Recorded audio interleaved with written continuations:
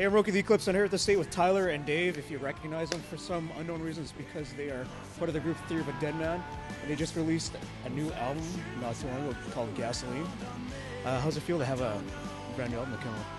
It feels good. I tell you, it was a lot of damn hard work making that thing, but it's hard work pays off, I guess. Some people seem to be liking it, and people aren't kind of bashing it, which is always good. Yeah. People aren't insulting it as much, so I think that's success.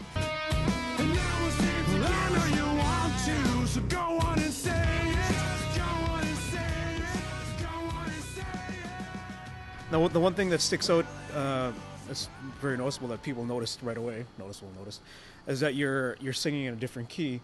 Now, were you prepared going in to do that, or was that something that the producer decided for you guys to do? Sort of half and half. I mean, a lot of these songs were they're all done before we went in. But yeah, when Howard Benson flew out to watch us rehearse in Vancouver, the first thing he said was that, he noticed that our old album, all the songs are so low, such a low register that, it kind of came across as so heavy and thick. And I think you lose a lot of melody too when it's in that low register. So he said the first thing you guys get to do, which he gets a lot of his bands to do, is start tuning the songs up. And so we did. I mean, they're still heavy. They're still, rock songs. But, of course, the first thing I got to do is I got to learn how to sing higher, which is difficult. But, in the studio, it was a lot different than playing live. Playing live, you got a lot more time to sing every day. But in the studio, it was difficult. But the outcome is really good. Where we had, our first record was very successful, but for some reason we had no pressure whatsoever. I think we looked at the second record, like Dave said in another interview, we looked at the second record like it was our debut. We wanted to go out there and write a record that, assuming that no one had ever heard of us before. And I think that's an approach that a lot of bands should bring to the table, rather than be like, well, it's our second record, I guess we'll just make the first record over again. Now, speaking of jamming, I'm a big metalhead, so I was on all these metalhead websites, and I read that you guys were supposed to be jamming or even writing with Zakk Wylde.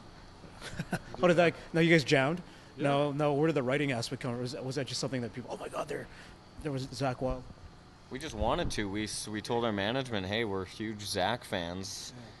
Could you hook it up so that we could actually, it's just what any metalhead would want. Yeah. Like anybody who plays guitar, they're like, I want to jam with Zakk. Yeah. But we were in the position where it could almost actually happen. So we said, can you guys make this happen? We want to jam with Zakk, maybe write some songs with them, see what happens.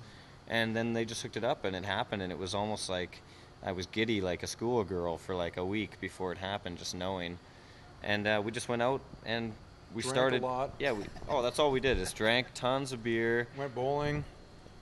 Which was ironically we went and did a lot of bowling. Yeah. Zakk, really? Yeah, we just went and had fun, and we first got a rehearsal place where we could just jam, but he's like, this is stupid, let's just go to a studio. So we just packed up, went to the studio, and just sort of wrote and recorded as we wrote. So it was pretty cool. There's not too many people out there that can say, we hung out with Zakk Wylde and jammed with him, and What's the great thing about being a band is you meet interesting people, and you get to meet your icons and your idols and stuff like that. We've met so many people on the road that we grew up listening to, and they're just standing there. You're like, my God, it's Jerry Cantrell, or it's Billy Idol. Billy Idol we met the other night, and really, Billy Idol was playing a festival with us. We got to meet him, and Vinnie Paul was there. So I didn't get to see him, but Dave got to hang out with him. So I mean, it's those are like the best parts. Perks. Those are the perks about being in a band, is you get to go on tour, and all of a sudden you get to beat festivals or bump into these other guys that are, or girls that are your heroes, and it's pretty cool. Now, 3 years ago, you released your debut album. Did you ever think back then that you guys would be as successful as you have, that you've reached so far? And how did Roadrunner and 604 Records help you out in your success? Those two labels are small but very powerful labels, and in the way that they have always looked at their artists as being an independent record company, and they promote the hell out of their bands. And they're a touring label where their bands go out there and they tour constantly for months and months and years if you have to.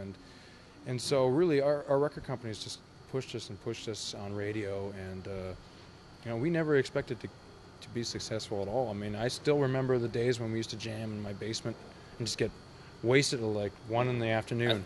I think it was a success just being able to record an album, I think, at that time. And I think it's just sort of, it's still like that every time, you know, we get to do, meet another accomplishment. It's like success. I don't think that there's some set level of success that we've hit or that we're trying to hit. I think it's just if we can keep doing this for as long as possible, then we'll consider ourselves successful. You won't give me what I need. It ain't no surprise. Is there a different attitude when it comes to touring now as opposed to back in the day? In some ways, definitely yes. In some ways, no. I mean, the best part about touring is finding out that you come to a town and the show is sold out, and that there's, you know, however many people, hundreds or thousands, that come to see you play. That's also one of the best perks.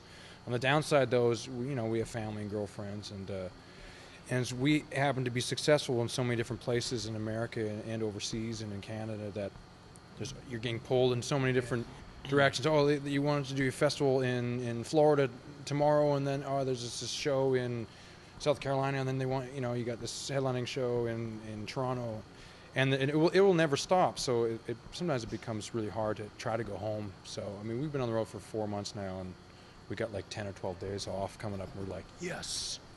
Do you take advantage of those days? I take it. Just yeah. Relax, go home, sit on the couch, watch TV, all the things that you just want to do. Do nothing, or I don't want to play guitar. I don't want to watch MTV or much music, or I don't like trying to pack like 4 months worth of visiting and stuff into 10 days either. I just go home and stay to myself and relax and eat food out of my fridge, sleep in my bed. That's what I like to do. Yeah, exactly. Ditto. Well, thanks for doing the interview, guys. Any last words for the people of Southern Saskatchewan? Southern Saskatchewan. When's it getting warm here? Yeah, here's news. Raise up. We're attacking northern Saskatchewan. Well, thanks for doing the interview, guys. No problem. Make sure you check out Theory with Deadman, Gasoline, brand new album. I'm with Tyler and Dave. Thanks for watching Roque the EClips.